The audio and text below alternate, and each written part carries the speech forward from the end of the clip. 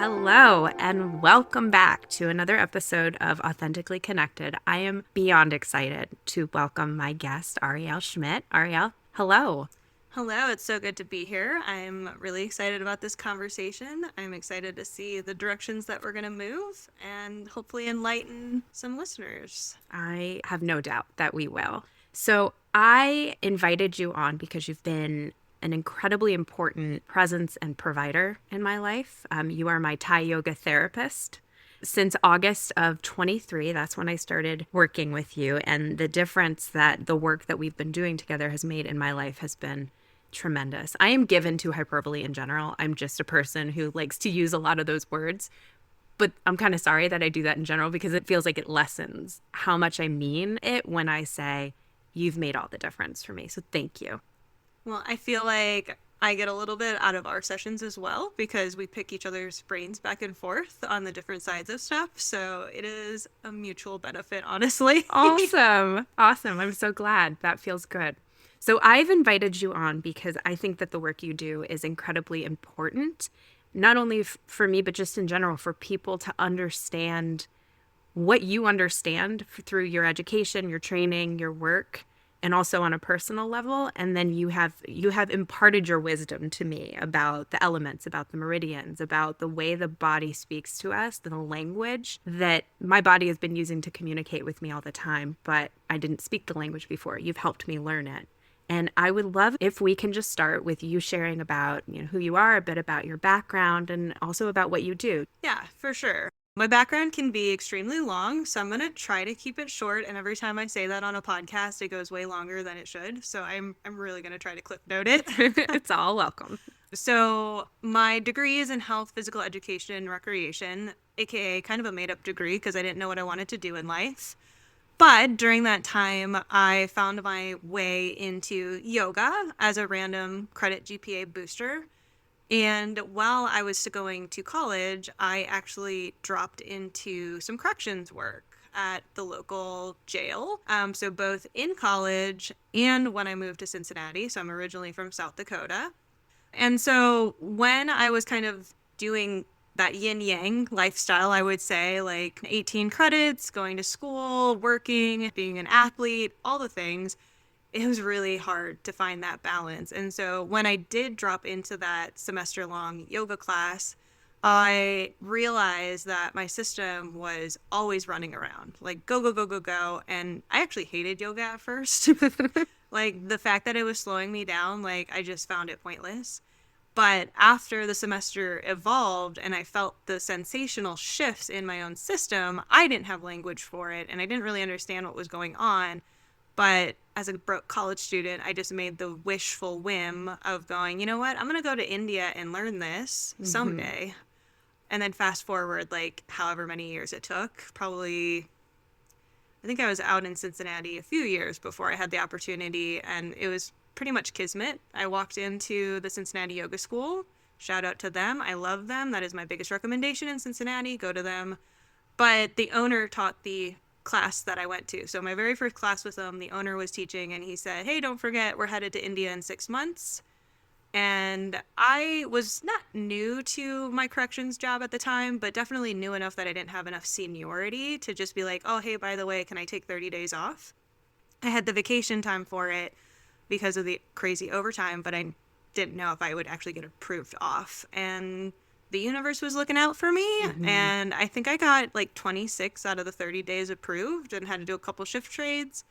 And next thing I knew, I was off to India and I had like 3 or 4 breakdowns in India. One literally on the plane ride there going, oh my God, what did I just get myself into? Totally. And then again, when I got to India, I found out that we were learning Thai massage.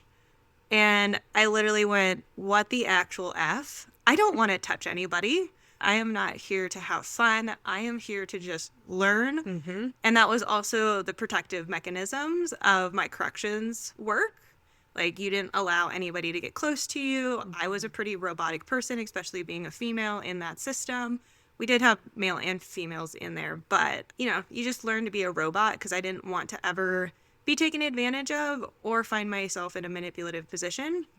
where they had something on me because I gave them a favor or something. So I kept everything very black and white to the rule book. So very stark difference. And the next thing you knew, I finished my training in India, and I was like, oh my God, I love this, but I don't really know how to give Thai massage because it was so sporadic for those 30 days that I just was like, okay, I have a 5-year plan. I'm going to leave the jail in 5 years. That's when my retirement stuff kicks in or whatever. And I got back from India, and I think like within 24 hours, I got the call saying, hey, Schmidt, by the way, you're forced for another 8-hour shift, which was 16 hours day one of being back.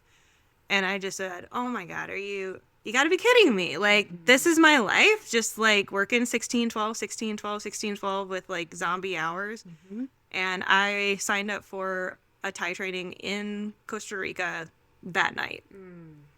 And so fast forward, it took one full rotation of a year. So February 2017, I went to India, and then February 2018, I quit the jail.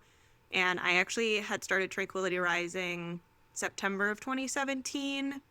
And so there was a little bit of overlap where I was working the crazy 16-12, and also trying to see Thai clients and, getting off at 4 a.m., seeing a 6 a.m. client. So kind of taking a nap in the studio as I like get out of my corrections clothes. And like, it was rough for quite a while.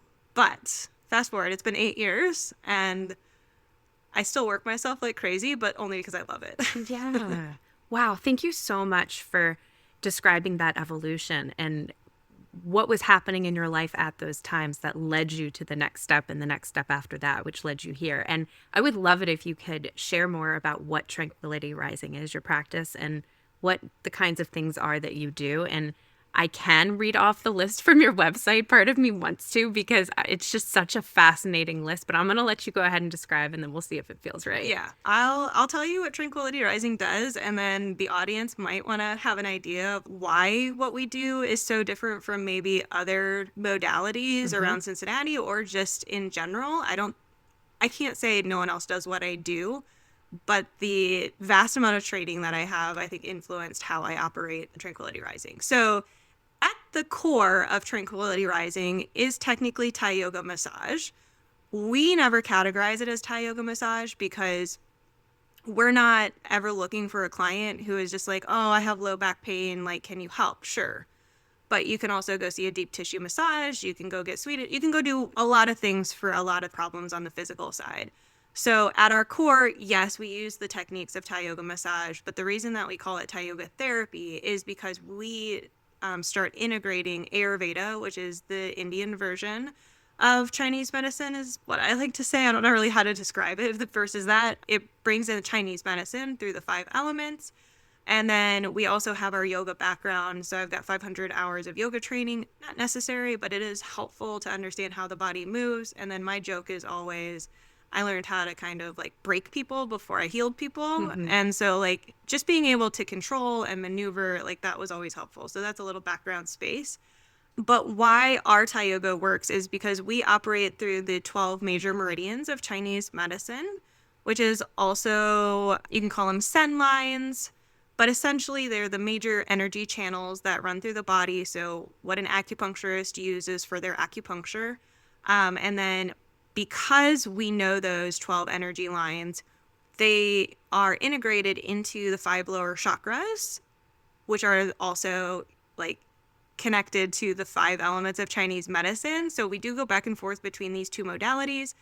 Each of the 12 meridians has specific questions related to it. So we talk about boundaries, we talk about emotions, we talk about where are you getting burned out in life? Do you feel like you're stuck between decisions? Do you feel like you can't speak? And so on and so forth. Like tons and tons and tons of questions to really fully understand your patterns at the core of what's going on in your life, either from protection mechanisms or trauma or just like your parents taught you a certain way. And so that's the core of Tranquility Rising. And then over the years, we've integrated other modalities such as NARM, which is Neuro-Affectionate Relationship Model, which is an actual therapeutic licensed psychologist space.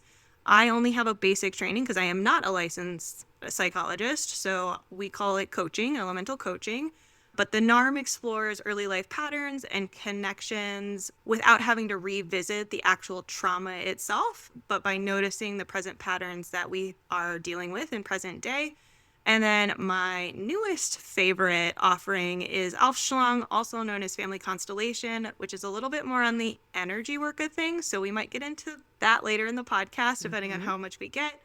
But that deals with inherited trauma, relational dynamics of the family field. We try to blend all of these approaches together so that at the end of the day, clients go home with more understanding of why they are where they are at without judgment. Yes, that has been my experience, very much so. Incredible. Thank you for laying that all out there. There's so much in what you do, and the combination of things really, you're so attuned to whatever it is that I need whenever I come. And actually, I'm realizing in this moment that I want to share about how we met and what got me started with you, because I think that it goes along with what you're saying. So you ran into a friend who I happened to be having coffee with, and that was how we met. And so we went out for coffee. And as you were telling me about what you do, and I was trying to understand it better, I mentioned some discomfort I had in my body. I had this pain in my lower back that had been with me for a long time. I had done a lot of things for it. It always came back. That was the left side of my body. So I also had a pain in my left scapula, shoulder area, and the outside of my left leg. And you said, "Oh, that's your gallbladder line. Did you not feel heard? Like you had a voice as a child?" And my initial response was, "No, sometimes I did not. And how did you know that?" And my second response internally was, "What? How do those things connect?" So then I was curious. And as you explained how it worked, I just got more and more interested. And so I came in, I did my initial session with you that was 3-hour. Yeah, we do a 2.5-hour new client session where we do 30 minutes of intake just for clarification purposes. And that's kind of I call it the party trick version, because you guys are telling me everything that's going on. And so I'm internally mapping out the meridians before I even touch your body. And so even if I never saw you in person, I could still give you, I put this in air quotes because I can't diagnose, but I can give you a map of what's going on. And then we do 90 minutes of body work and then a 30-minute final presenting of findings. Yes. Right. So, and that is exactly what happened. It was a variety of different things in that first session. I remember feeling so incredibly grounded on the mat, right? You started working on these meridians. So really a massage from the bottom up, one side of the body at a time, and then the other side of the body. And I should preface it, this is all fully clothed. Yes. Because we move you into all kinds of positions. And so when Rachel says massage, we call it acupressure. So you can think of it more as like a gentle rocking of like having pressure come on and pressure come off versus like a physical oil-based massage or lotion-based massage. And I will acupressure through either my thumb points, my palms, my elbows. Sometimes I'm walking on people. And sometimes we just get a little creative with combining some things together. Absolutely. Thank you for clarifying, because you're absolutely right. It's not anything like a traditional massage.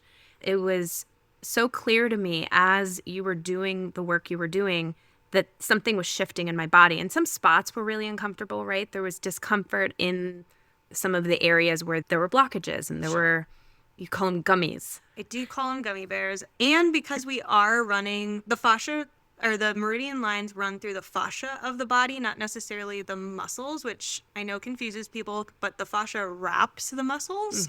And so the energy lines run through the fascia. And so some people are like, "Oh, I'm just really knotted up all the time." And I'm like, but is it a physical muscle knot, or is it an energetic block in the fascia?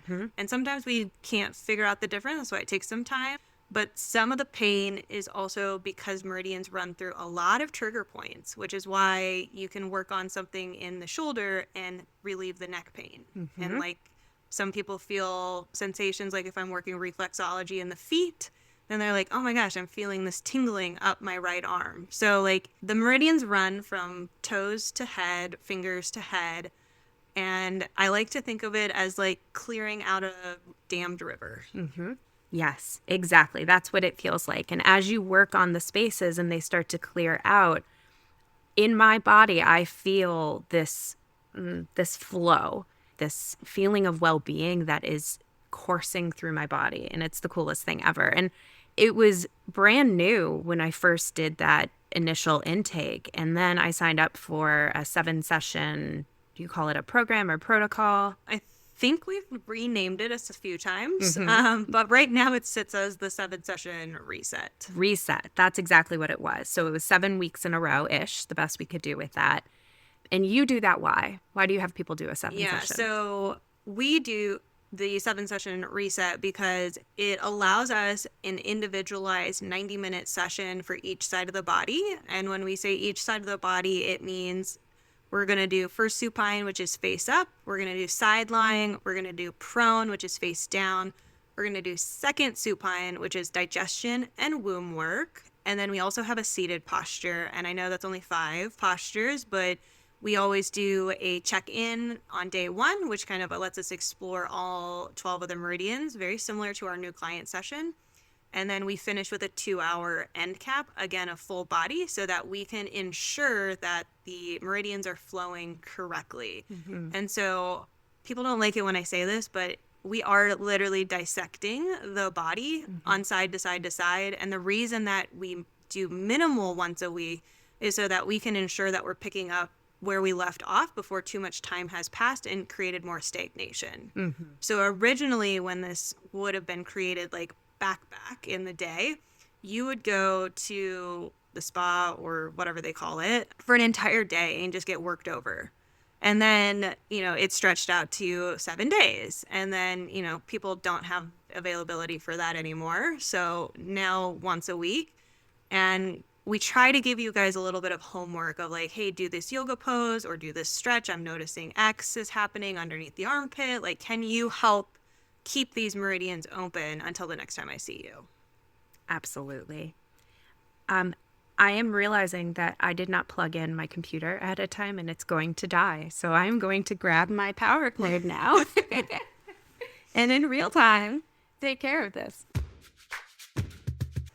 It is so clear to me as a client of yours, the intentionality that goes into the work that you do with me. Your expertise that you bring in, it's not only the training that you've done and the knowledge that you have, but it's all intuitive. You really connect with it. And with me, through a felt sense. And I do want to get into the body more in terms of somatics in a moment, but I realize I want to see if we can talk some more about how you bring the elements in. Because I have found discussions of, what elements do I have too much of or not enough of in my life to be incredibly beneficial when you overlay that with meridians in the body. So can you share more about that? Yes. So for those that might be better at visually understanding what this looks like, you can Google the 5 elements of Chinese medicine and a star will pop up traditionally. And it has methods of creating support cycles and control cycles. And so each of the 5 elements helps the other one, but when we're imbalanced, it can create these insulting cycles or freeze moments, stagnation, whatever you want to call it. So I'll try not to get too confusing and just talk specifically about each element versus how they interact with each other, because that can get really complicated and it probably should be like a whole training. Yes. Okay, so there's 5 elements of Chinese medicine, and we have earth, water, fire, air, and space. And there's also other words for air and space, such as metal and wood. But for me personally, I like using air and space just because of the analogies that we use for client space. So the earth element itself connects to first chakra. And so for first chakra work or earth work, we look at safety, security. How are we having the ability to stay present, not restless, the ability to ground, find nourishment, and just this deep sense of stability. I like to think of the 5 elements or the 5 lower chakras as also the first 5 years of age. So like, what would you need when you're at age 1? You need a lot of support. You need a lot of stability, a lot of co-grounding or co-regulation. And then like you're reliant on nourishment from literally anyone. So that's the earth element. And when we find ourselves imbalanced, we can either fall into deficiency, which creates fears, anxieties, restlessness, or we can fall into too much earth. And that would be this heavy, unyielding, monotonous, sluggish, hoarding, materialistic space created because of a lack of that balanced state that we mentioned prior. So that's the earth element. When we move to the water element, this is second chakra work. So this is our emotional regulation space, our adaptability, our flow state. And when we find ourselves deficient in this space, we end up being much more numbed out. So welcome to my life as a corrections officer. And when we are in an excess here, we find ourselves in those big mood swings, the inability to regulate, poor boundaries, just kind of swinging all over the place, trying to find the boundaries of where that water should be flowing. And then we go to the fire element, which is third chakra. I love to call this the spark space. This is the definition of who we are. This is our confidence, our self-esteem, our goodwill. All of that is balanced space. It also helps with our digestion, our transformation, joy, all of that. However, when we find ourselves in deficiency, this is where depression falls in, weak will, low self-esteem, all of those negative spaces of self. And then if we find ourselves more in the excess space, this is the overly competitive, aggressive, hyper independence. Again, welcome to me in corrections mode. So you're starting to see like how these deficiencies and excessiveness really shapes us. And when we're not in a balanced state, they'll take over. So the last two, we've got air, which is heart chakra. This is our love space. This is our compassion. This is just everything that makes us feel supported and loved and all of that. However, when we find ourselves in critical or that deficient space, we get critical, we lack empathy, we self-isolate, we kind of spiral inward. And when we're in the excess state, we find ourselves people-pleasing, codependent, whether it's ourselves or allowing someone to be codependent, just kind of going above and beyond too much, pushing ourselves in that direction. And then the final space is space, which is fifth chakra, which is our throat. So this is how do we use our voice? Are we resonant? Are we truthful? Are we speaking with conviction? Are we just here for it, kind of like we're talking right now? But if we're in a deficiency, again, we fall back into more of that weak voice, weak will, shy space. And excess would be, you can hear them across the room. They're loud, they're over the top, they're gossipy, they're just obnoxious and like in your face all the time. And you're just like, oh my gosh, you're a lot. So that's going to be the excess state. So all five of those, again, correlate to the 5 lower chakras. And so in yoga, we're trying to reach those higher chakras. We have 7 total, so chakra 6 and 7. Both of those are trying to reach higher enlightenment. So the idea is if we can balance the 5 lower chakras, and I love the fact that my training integrated the Chinese medicine, like if you can get yourself into a more balanced state on a regular basis, you do get those moments of enlightenment and higher insight. And I can tell you, my practice doing the work that I do, it really did start more on like the physical body work side of it, coupled with a little bit of emotional awareness because I had the questions related to each meridian. However, I will probably say in the last couple of years when I trained my secondary practitioner is really when I started leaning into the true intentionality of the work that we do. Mostly because I was afraid of being seen as like a fraud. Because a lot of energy work and things like that, like, how do you prove it? And so I didn't lean into it until I started training her. And it almost unlocked this little ability to share all the things that I had been doing over the years that I didn't feel comfortable speaking out loud. But now I have someone in my space who is like geeking out as much as I am. Yes. And then having clients like you come in and like, openly like, no, don't hide the geek out. Like, let me know more. Yes. Oh, that's It's been freeing for you, it sounds Yeah. like, to be able to access that and open up about it. It's been a huge part of what has been so life-changing for me in the ability to learn about my body, learn about the energy meridians, the chakras, the overlay of the earth elements, not earth elements, the elements, but also the energy work piece. And we can come back to that later if we want to. But I wanted to name a couple things that I've really benefited from in the elemental space. And actually, it's possible that this wasn't an element, but I remember you were talking about too much sweetness. Mm. And I was in a space where I was certainly not balanced at my root. A lot of the things that you described, I was experiencing on both sides, showing that lack of balance, but I was going for too much sweetness all the time. Anything that allowed me to feel comfort, pleasure, I was like a rat in a maze with the sugar water. I was hitting that button over and over. And at a certain point, I wasn't enjoying it anymore.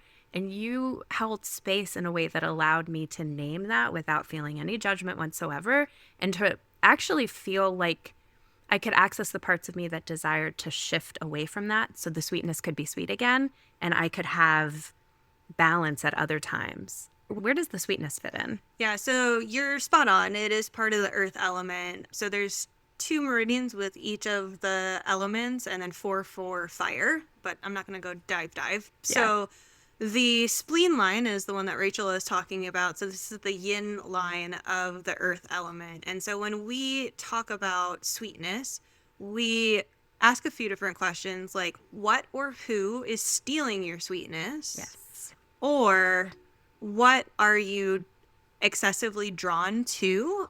Then we look at addiction. And so most people see addiction as like a negative thing, like drugs or alcohol or like binge eating or something to the negative side of them. But it can also be like I go to the gym twice a day and like that might not be helpful. But I always say, like, if you're reaching for something over and over and over, what are we missing or where are we trying to cover up? And for me, it is a nice crispy Coke. I don't know what it is, but the moment I start reaching for a Coke every day, I have to hit the hard red flag for me and go, whoa, wait a second. Some part of my need space is not being met because the safety and security, the ability to be present, the ability to feel secure is being disrupted because that is the balance point of Earth. So when I start reaching for those crispy Cokes, I'm like, wait a second, I'm trying to cover up something that I have tuned out of. And so now that I have the awareness of this sweetness desire, I can hopefully pause long enough to connect in and adjust the imbalance.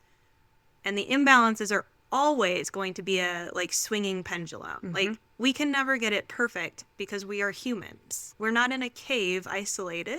So our own experiences, our own to-do lists, you know, people that we encounter that we didn't expect to encounter, like all of it is going to swing our shifts. And if we are not careful and paying attention, we'll miss those little moments like you were talking about of like, I am reaching for the sweetness piece and it's not satisfying anymore. So now I'm going to do it more and more and more until it does reach a threshold that feels satisfying, or I'm so numbed out, which then goes into the water. And then we get into this whole debate of like, how do we balance people out? Yes. What you just said feels familiar because we've been through this together before, but also it's reminding me of the arc of my evolution through our time together. So, you know, I was really off balance after our first session because you had unlocked some things that I knew I couldn't access just through therapy alone, which is part of why I wanted to see you. But then I had to work that out of my system. And then the 7-session reset made a huge difference. And we've been doing maintenance work ever since. But, you know, so I started with you in August of 23, and it was December of 24 when I actually got to a point where I had done enough work with you and my other therapist to no longer pathologize, no longer judge myself for the ways in which I was coping. I didn't have to like them all, but I recognized them as tools that parts of me were using to do that shortcut that you talked about. I don't feel grounded. I don't feel secure. I'm going to do these things to bypass that and feel better. And so I stopped judging myself for it, and no longer judging myself for the use of those things allowed space for me to sit with, I'm noticing this is not feeling sweet anymore. I'm noticing I'm doing some bypassing here, and I'd like to get back to feeling grounded. And that is what made me decide in December of 24 to make January of 25 my authentically connected month, right? So I was actually going to do a dry January. And then I was reading Dopamine Nation. And I decided to make it Dopamine Reset January because I was letting go of not only alcohol that month, but a variety of other things that I was doing that weren't helping me anymore. And actually parts of me were like, please give me a break. And the parts of me that were using those tools were like, we're really tired. This is a lot. And so I decided to make January all about letting go of those things. But as I sat with that, it felt wrong to make a month about going without. And I said, okay, well, what do I want to create in the space instead? And it felt really clear to me that what I wanted was just authentic connection with anything that made me feel connected. And so that's what that month became about. It's where the name for this podcast comes from, because authentic connection became such a beautiful access to sweetness. Yes. And it's so curious. I'm probably lost my train of thought, but it was so cool when it came forward. So when we're talking about your authentic or that like pushback of, I wasn't sure if it felt good to just cut this out altogether, right? Well, part of, I think, what we talked about in your session, and if you're okay with me Please. sharing, was part of the earth element is ritual, intentional space of, okay, if we don't want to get rid of it, what is the boundary I want to have with it? But also, what is the relationship I want to have with it? Because if we're talking safety, security, stability in that earth space, sometimes it's not about getting rid of something altogether because it freaks the system out, but it's how can we be more intentional with it? How can we create a ritual around it so that it doesn't feel like it's driving us, but we are sitting side by side with it as a tool to get to the next space? Yes, exactly. That is a huge part of what you have brought into my life through talking about it, but also I've been watching you in the rituals that you do through the work that we do together. And as I've been experimenting and exploring, and I'm bringing it back to you and talking to you about it, and I have grown this whole collection of tools that are some based in awareness, right? I just have this inner compass. And I love what you said, like, where are my edges, right? I know where my edges are and when I've lost my edges now, because we've been at this for a while. And that practice has really helped in so many different ways, including like giving me a name for my podcast. My daughter hates the name, by the way. She thinks it's awful. I'm like, yeah, but it's got meaning. And she's like, I don't care. You need something catchy. But I'm going to leave it for now. Hey, Tranquility Rising came from me sitting on a beach with an ex, being so mad at like the whole relationship and going, what am I doing? I have to find a name for this business that I'm literally going back to create my LLC for. And I was miserable and I saw the sun setting. And I just was like, you know what? I want to rise tomorrow and just feel completely at ease, at peace, tranquility. And then like it just hit. So like it doesn't matter if people like it or not. As long as it like makes us feel connected, that's all that matters. Exactly. You hear that, my love, my little daughter? Anyway, speaking of, one of the things that's been so incredible with our work together as well is that you have welcomed in my family through the work. So I've brought both of my daughters to you, and my husband sees you as well. I asked his permission. He said it was okay to share that. Okay. And as a result, we now all have access to understanding our bodies better, our nervous systems, and it's been incredibly impactful as a parent. You tuned in very quickly with each of my children to their need for more Structure, I think. Structure, yes. Clarity around what to expect. We've implemented things in our lives as a result of the feedback that you've given. But you didn't just do it based on behavior, right? You read their bodies. Yeah. You used their reaction to your services to give really helpful feedback. And that was just so cool. Because they were definitely two different kiddos, for sure. Uh-huh. And yet, at the core, they required the same thing. So that was the surprising part, I think, for you. Yes. That, like, how are these two kiddos that are completely opposites Yes. And yet at their core, they needed the same thing. And that was so enlightening and helpful. And you held that space to be able to meet us wherever we were. So families of all ages. I mean, it's pretty cool for us all to be able to come to the same space and just get what we need. And I will say, like, having the partner be able to come in, regardless if they stay long term or just even just a touch point of a session or two, to be able to understand where the communication breakdown is of people's coping strategies, and then being able to see how their coping strategy is influencing your coping strategy, because half the time the balancing part of the elements, I only get to see one side and also how you're perceiving the situation. And so when we can like peel back the layers and go, oh, I'm noticing that you're perceiving a situation this way and your partner's perceiving a situation this way, and you guys actually want the same thing, but your coping strategies are in conflict. And so that's why there's no resolution in any of this. Yes.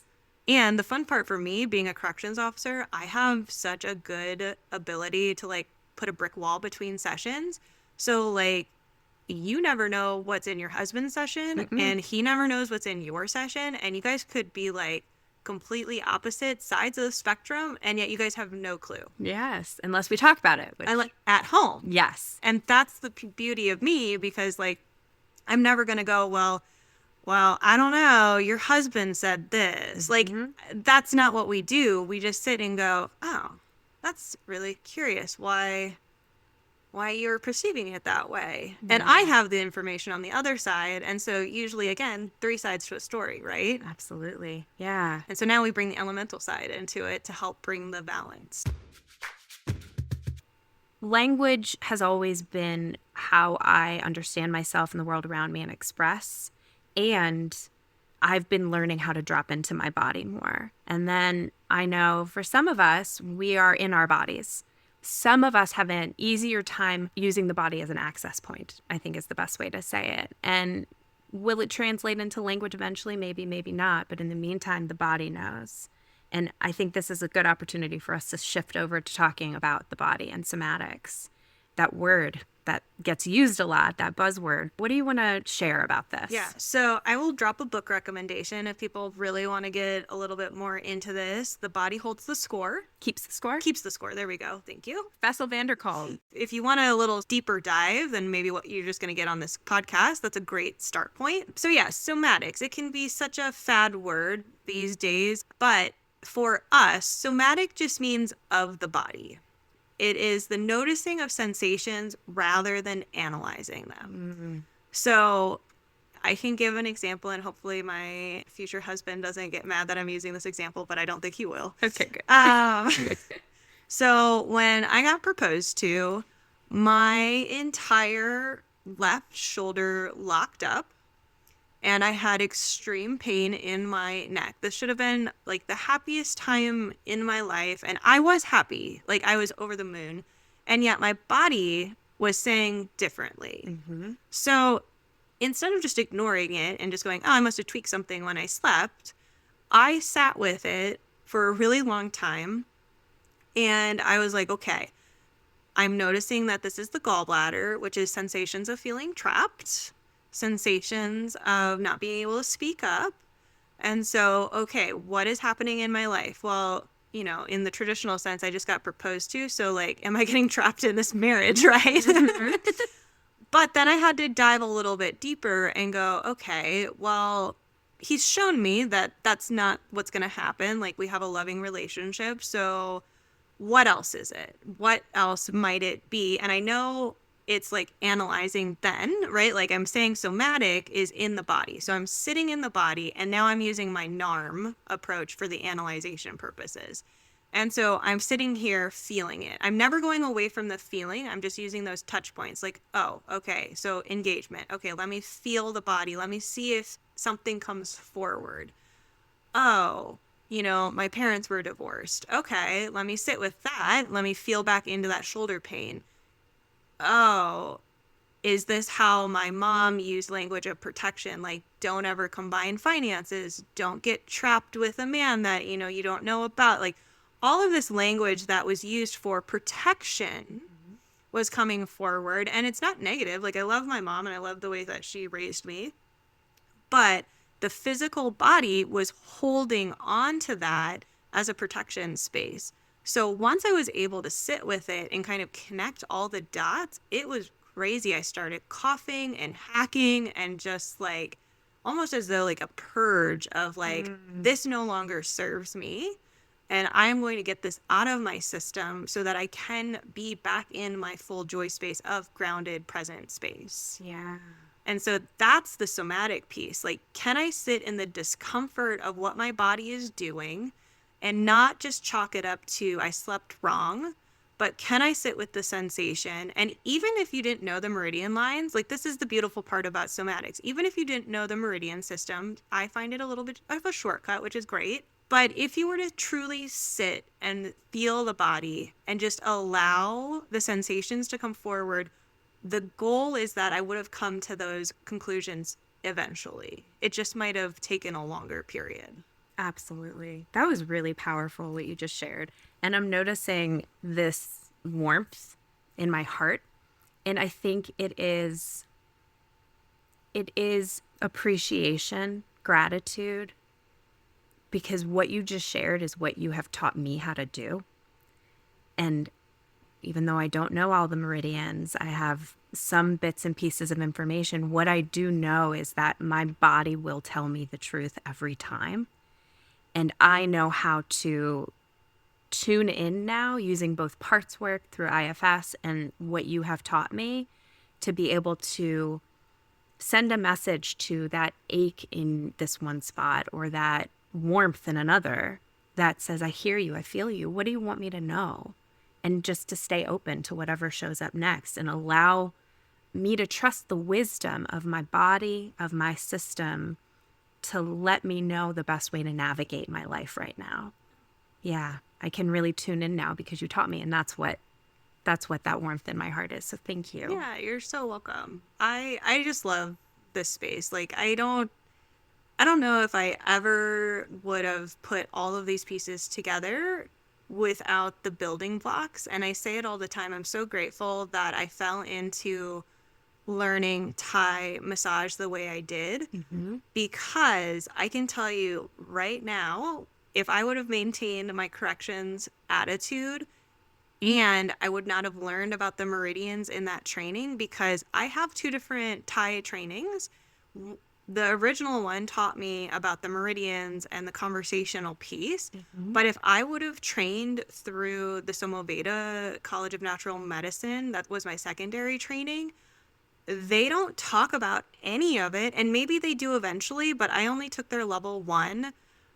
And I can tell you right now, I would not be here where I am because it was the ability to understand the body at its core.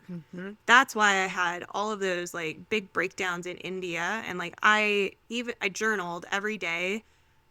I am leading a toxic life. And I didn't realize why my body hurt so bad. I chalked it up to the like 12-pound duty belt that I wore every day and the 16 hours on my feet. But in reality, it was so much deeper. Yes. Yeah. There was a synchronicity that led you to where you needed to be, that led you to here now. And I feel that as well, running into you the way I first met you. The space in my life that I've opened up to allow me to consistently come and work with you and do all the other things. Like, we are creating a life that is guided by our nervous systems, by our bodies, by energy. And it is during our time together that I said in an earlier episode something about getting hip to universal energy. And I think you're one of the ways that I got hip to it, because of the way that you focus on, the energy that our body is using to share with us, but also, energy in other ways, learning how to protect ourselves from influences that are toxic or that aren't well-meaning. That isn't something I knew how to do naturally. And in fact, I think I was a big sponge in life, in my work, in my home life. Like, anything negative around me, I was soaking it right up. And my family, we were just like magnifying it with one another. And so now I have practices that I've learned from you, that I've developed because of our work together, that allow me to feel more like I have more control over how I feel in my body and how I move through life because I have tools. I always run across, and this might be a little off topic, but the clients who come in and they're just like, I'm an empath.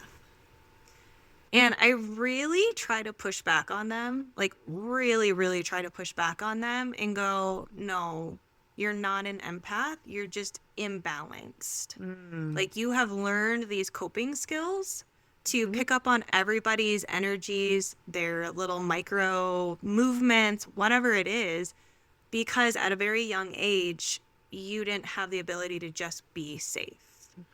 And so can we stop wearing that with a badge of like courage or like an honor thing or like this is such a gift? Like, can we just call the BS flag on that a little bit and go like it protected you for a really long time and you're now in an adult space. So like let's give this proper boundaries. It's not saying that you can't understand others and be empathetic and like all of that, but like why are we allowing all of this energy to be absorbed into us when we don't need to? Like, I could go on a rant. I kind of did. But that, it is a struggle for me to, like, just sit there and allow someone to almost sit in a victimhood of, like, I'm just an empath. Like, I can't help it. And it's like, with these tools of awareness, we can actually get you into a state where, like, you don't have to be. Yeah. And I think in the past, I would have fit perfectly into that category. I think by the time I got to see you, I had figured out how to create healthy boundaries for my work life that served me, that served my clients. Definitely not in my home life. Yeah. I think that's why I got pinged a little bit to just speak into that space, because I'm sure other people are experiencing very similar issues. And I find myself in that state a lot. Like, I see it, but the option is how are we responding to it? Yeah. So part of that earth element is, are we in a reactive state or a grounded state?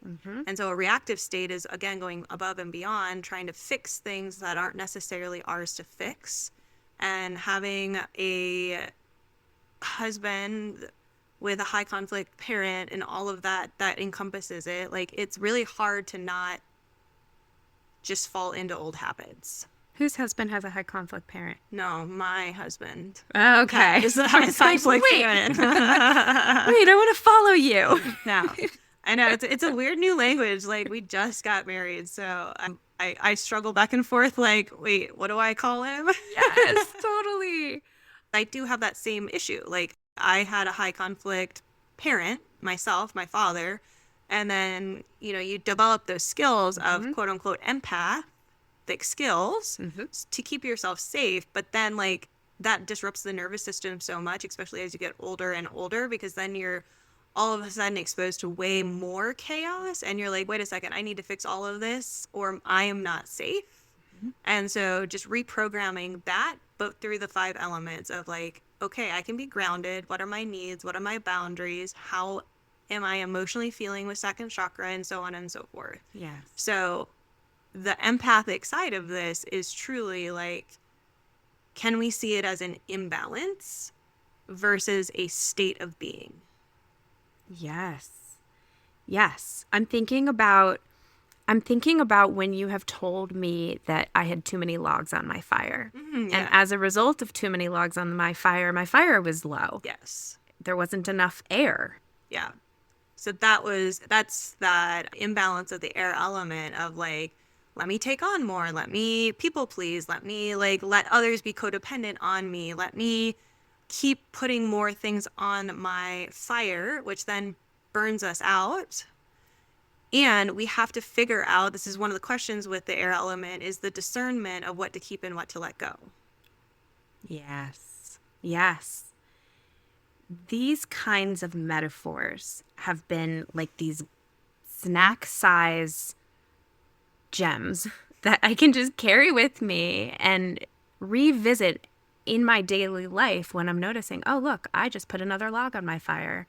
Is something else going to go? Or do I really need to sit with how right does this feel?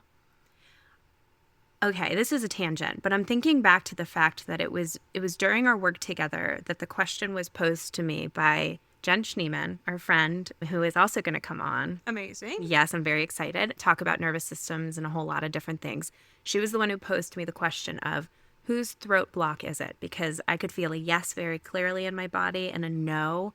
When I asked my body to show me what a no feels like, I felt this block in my throat, this tightening up. I've never been able to wear a turtleneck in my life. I can't wear chokers. Like, that has been there my whole life, but that's not what a no is supposed to feel like. And so I brought that to you, and you helped me work on the energy, moving the energy physically through my body, but also sitting with, okay, my ability to express myself is blocked in some way. What do I want to do with that? And how do we work through it? Yeah, and based on like what we just were talking about, that air element. So when we have too much of an air element, that people pleasing, it overly controls the space element of the voice. And so again, if we go above and beyond, we are neglecting our own personal needs and self. And so no wonder we can't speak up. Yes. Yes, that feels so validating in my body right now because I did that for a long time. And you helped bring it to my attention in a way that I could start working on it, not just in my daily life, but also in my body. Yep. And I should say that pain that I carried around in my lower left back into my leg for years and years and years, just recently I said to you, know what I noticed? It's not there anymore. Yes. Other things come up, but nothing is sticking in my body and just solidifying into a long-term chronic issue anymore because my body and my parts all know that, like, I'm listening, I'm paying attention. Sometimes I get a little hyper-focused, but I think I've gotten to a space where, like I had this ache in the back of my arm the other day when something happened, and I just put my hand on it and I said, yeah, I get it. I don't know what you're trying to tell me, but I know what just happened, and that feels connected, and then it just went right away. Yeah. So if we want to talk a little bit about the chronic injury space, what I believe, and this is just what I've seen over the last 8 years, I try to just speak from experience versus like, did someone teach me this? Because half the time things come to me through other channels. But what I have seen in my years of work is that when the body is trying to tell us things all the time, and so if we ignore the problem, the emotional problem, it creates stagnation in the meridian lines, which then if stagnation builds up, it creates a weak point, which then if we ignore that little tweak, it then becomes bigger of a tweak, and then it possibly comes into like an injury space. And that could be like a physical like break. Like, I can tell you right now, I was in not a great relationship emotionally a few years back, and I got a hamstring injury that still aggravates today, and mostly because I don't think I did any physical therapy for it. But so there's the physical component of like, yes, our bodies do have limitations, but I do truly believe it became weak because that is the bladder meridian, and my emotional needs were not being met. And that was a chronic 5-year issue. And that's what created the like hardcore weakness in that spot. So other people will experience like low back pain, which is also bladder. So again, we look at these big chronic pain points and we give them a voice. And when we give them a voice, we are hoping and praying that the body has enough resilience and vitality to give us back the strength to heal those spaces before it's irreversible, because now it's become like a legitimate physical issue that needed surgery. Or because Western medicine teaches us that, you know, there's a quick fix to this, let's just do this, versus like, you've been with me for a year, 2 years now, right? Other people have been with me for 8 years. And so we see these slow, monotonous progresses, but at the end of the day, we didn't need Western intervention. And so I'm not saying that there's not a place for Western intervention, because there is, but are we able to stay in the present moment to really focus in and acknowledge and give the body a voice so that it can heal? Yes. The answer is yes, because that's what I've been doing. That's what you've been doing with me and for me. And I think what you're saying is probably giving hope to some people who feel like they've tried everything. They've tried everything else. Western medicine has told them nothing's wrong or you need surgery, and then there's nothing holistic. There's nothing helping them get at the ways that their life is feeling imbalanced. They don't have the sweetness or too much sweetness, or their body is speaking to them all the time and they don't speak the language. Yeah. And that is a big part of why I wanted to have this conversation with you and to be able to share it so openly, because I feel like the gift that our work together has given me is awareness of this whole world that has made me feel more whole, more balanced for sure, and more aware that when I get off balance, I know what to do and I know who to come to for help. I appreciate that. I do too. I had a session with you not too long ago where it felt like everything you did was just grounding me. Just over and over, this flow through my body of, oh, everything's going to be okay. Everything's going to be okay. And that's just such a nice feeling.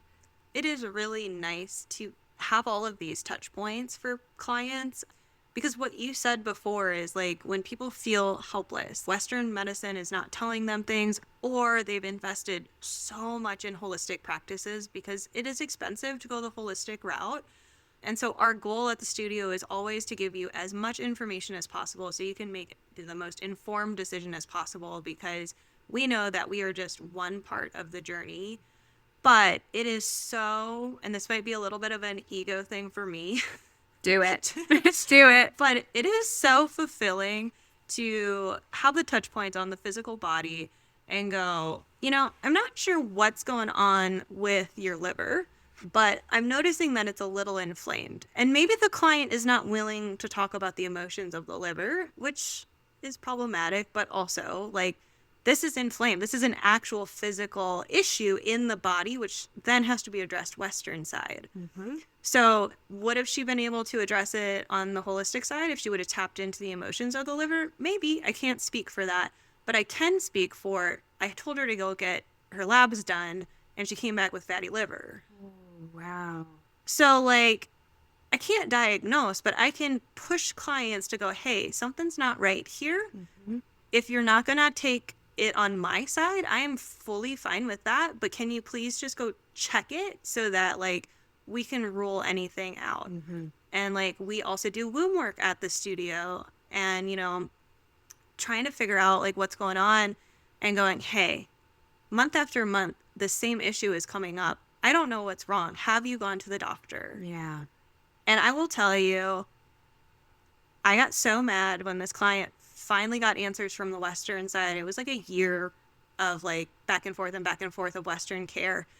And we had, I can't say I diagnosed, but I had noticed an issue a year ago, and it turned out to be a tumor. This is why we have to be such an advocate for our own system. Yes. And so whether we address it on the emotional side, because the womb is so powerful for women, we hold the emotions there. So if we're not processing them, I do think disease can create that space. But also, like, why is Western medicine not checking these things, right? Mm. Like, why are they not believing our system? And so when we tap into the somatic side of, like, I'm understanding how my body should feel, which is also why the reset protocol is really powerful, because we reset it to go, oh, this is how it's supposed to feel. Mm-hmm. Then we can be bigger advocates for ourselves everywhere in our life, whether it's relationships or our Western medicine or our holistic doctors, whoever it is, they lose the ability to kind of gaslight you. Mm. And you lose the ability to gaslight yourself, honestly. So true, because you have a touch point, a foundation of, oh, this is what it's supposed to feel like. Okay, now I have something to compare it to. And yeah, you definitely gave me a voice. You gave my body a voice. You gave me more balance, and I can hear that that's what you do for a lot of people, because you are just so tuned into the body. So I'll come in at the beginning of a session, you'll be like, what's going on? And I'll just talk, and you're like, okay, let's get back to the body. What's your body telling you? And it doesn't really matter, because you're like, it's going to tell me on the mat anyway, but just give me an idea. Are we starting sitting up, laying down? What's going on? But we figure out through what has been happening lately where you need to go, and any feedback you've given me along the way, I don't know. It feels like such a safe, trusting space. So the womb work that you did with me, I'm remembering it was deeply impactful. And I didn't know that was a thing before I came to see you. But now it's something that I consider a part of me that has a voice just like the rest of me, but hadn't had a voice for a long time. So I don't know. There's just so much, but I know we're probably at a point where it's time to start winding down. And I'm sorry to say that because I could talk to you all day. I was like, I'm fine for a few more minutes. We got time. Okay. So let's talk a little bit about spirituality. I'm thinking about what it was like the first time I laid on the mat, you put your hand over my abdomen, and you welcomed in supports. And you made it clear that anything that did not feel supportive wasn't welcome. That impacted me. It was the first time I'd ever heard anything like that, and I was curious. Can you say a little bit about that and why you do that and where that comes from? Yeah, so when I was first doing my training, we call it puja, which is just a prayer space. My first training, they did not teach me how to protect my energy when working on clients. So this is why it's so important to like have multiple trainings, because everybody's teaching you something a little bit different. My secondary training, they taught us puja, but only in the sensation of think of something nice for your client. Mm-hmm. And that felt fine and good and weird and just, I don't know, ironic. Like, why wouldn't I want something good for my client? But sure. Mm-hmm. And when I started diving deeper into the client work, seeing people more on a regular basis, I was still working with a Somaveda practitioner myself. And I went to her one day and I just said, my wrists are killing me. I just quit my job. Like, did I make the worst decision of my life? And she told me, she's like, well, are you trying to hold the success of your clients in your own hands? And that statement has literally stayed with me my entire practice now.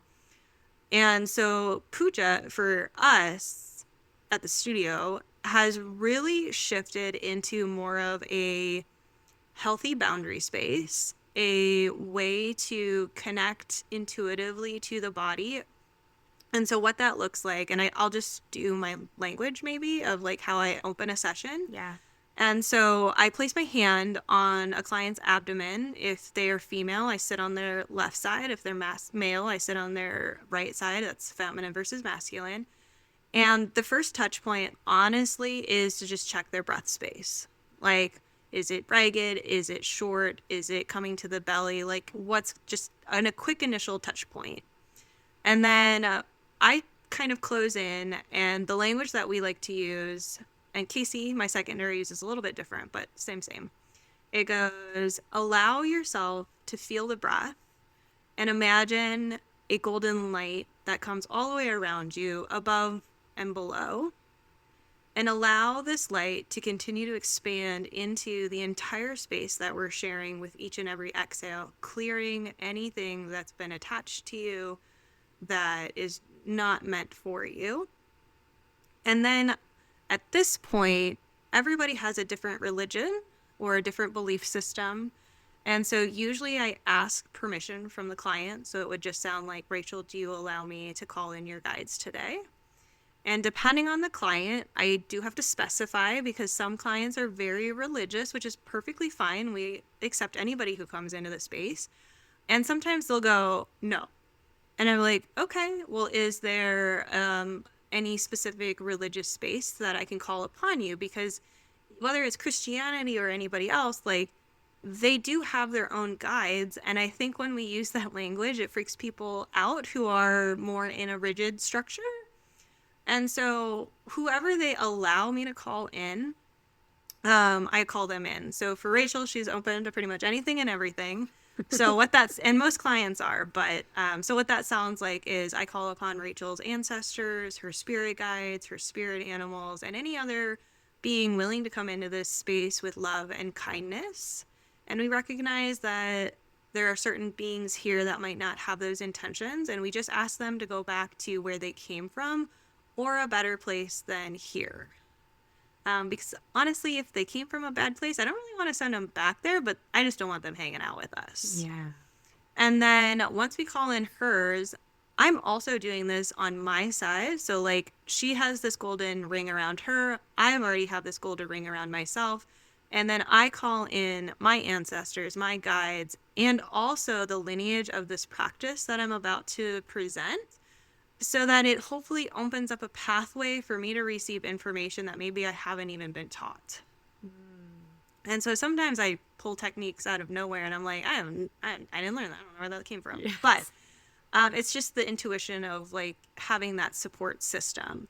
And the goal of the puja, this might have gone a lot longer than it was supposed to be, but No, this is great. The goal of the puja is to ensure that there's not an enmeshment of practitioner and client. And so Rachel's in her own bubble, I'm in my own bubble, and then I like to sometimes imagine like one big bubble all the way around us so that we can have a little bit of connectedness, but like we're not having an enmeshment. And over the years, as I have tuned into more and more clients, for me it can be a little frustrating because sometimes I physically feel the sensations in my own system before a client will say something to me. So if I'm working on one part of the body and then I get all of a sudden a ping or like a stabbing pain in my own shoulder or head, I can go, hey, have you been experiencing headaches this week? Or like, is that something that you experience on a normal basis? And so that's kind of where the spiritual side comes into it, because there is this connectedness that I didn't want to enter when I first started this practice. No one taught me how to do it safely, and no one taught me really what it was. And I can thank Casey, my secondary, for this point of view. She said that she said, you know, I'm really thankful that you taught me the way that you taught me, because it has helped me move through my own practice so much more efficiently or quickly, or however she stated it. And it really I had to take a step back and go, she is so right. Like, I took 8 years of trainings, and I know Rachel has the list. It's very extensive. And I gave her a little bit from each of those trainings to give her everything that she would have needed to know, that I was craving to know, and that I'm still kind of navigating through. Yeah. And so the spiritual side of that is like trusting the intuition, receiving the like authenticity of like, I'm such a right brain person. I doubt everything in the spiritual realm. Like, it doesn't make sense for me, and yet I'm still trying to stay open. Yes. Yes. Everything you just said resonated, but not all in the same way at the same time. So I'm going to sit for a second. I want to name that the puja that you started with when we first worked together, what you just shared, has become a part of my practice in a way that works for me, because I witnessed it with you, you explained it to me, and I started playing around with it, because it was clear to me that my energy was very regularly intermingling with other people's energy. I would suddenly feel nauseous or anxious or restless in my body, and I would check and feel like, wait, this isn't mine. I think this belongs to the person I'm sitting with. So that, as a part of my therapy training, was incredibly, I don't think it was ever explicitly stated that I was intuitively sensing energy in other people. And you gave me language to understand what had already been happening in my therapeutic practice, but also you gave me tools to be able to use that information in a way that served people and also protect myself, because I didn't know how to do that before. And I didn't realize that energetic practices, rituals, language had the ability to help me in the ways that it has. And in fact, I mentioned to you earlier, I sat in my car before I came inside today, balancing my chakras, welcoming in our guides and our ancestors to support us and allow the language to flow today in a way that was both going to be helpful for our listeners, but also helpful for me and you. I learned that from you. So thank you, Arielle. Thank you. Well, It's that is really great to hear because I still feel like I am in the discovery space of what this looks like. And I can also be very grateful that I've had opportunities to connect with other practitioners, other lineages. I go down to Oaxaca often. And so the ability to sit in a temazcal, which is a sweat lodge, and really embrace these different traditions that other cultures have has really opened the doorway for me to even just be comfortable sitting here today explaining this, because in the past I probably would be a little bit more squirrely Mhm. about these conversations because I was a little afraid of prosecution, honestly. Yeah. Um, I know when I changed language on our website in regards to the womb ceremony, because we have so many clients who are dealing with infertility, and no one in the Western world is talking about womb placement and things like that. And like, there's no guarantee that we can help with a pregnancy, but we can definitely connect and hopefully shift some things to achieve that. But when I changed the language on the website for womb alignment and womb therapy, we just mentioned briefly, like, this could help. It didn't even say, like, it's a promise. It could just say, this could help. I got a letter from our insurance agent saying, like, we're going to drop your insurance. You're not a doctor. Mm. And, like, that was within a week of me changing the website. Like, who's paying attention to little old me? Yeah. And so that really set my nervous system afire of like, I really am passionate about this work, but like, there's people out there that don't want this information known. Mhm. And that's a little scary and maybe a little conspiracy theory, but like it happened. Yeah. Right back to the witch hunts, the witch trials. Like when we speak outside the bounds of what is socially accepted, we will upset some people, and then we can have our voices quieted and we don't live our truth. And so it's really a big deal that we're sitting here speaking so openly about this, knowing that there are risks in doing so, but there's also risks in not doing it and not sharing openly of Absolutely. ourselves. And this is an authentic space. So I so appreciate you going there with me, because it was probably the one piece that I was like, I want to, but I'm not sure. And then we did. And how does it feel? It feels good. It makes me happy to be able to call that behavior out almost. Like you're not going to bully us down. And fine, I'll just change the language of how we support people, but I'm not going to just not offer it. You have taught me for sure to let go of the trying, actually to tune in to notice when I'm trying to control that which is not within my control, and notice that, relax my grip, and just be with the parts of myself who need support. And you have allowed me to bring in IFS so beautifully, and we've talked about how IFS and NARM have similarities and Yes. differences, NARM again being the neuroaffective relational model, which has so much value. But I don't know, I could talk to you forever, but you have to go, and so do I. So Yes. I'm going to let you go now. Thank you so, so much for your time and your energy, Arielle, your presence, your spirit, everything. Thank you. You're so welcome. It was a pleasure being here today. Yay. All right. Take care, everyone.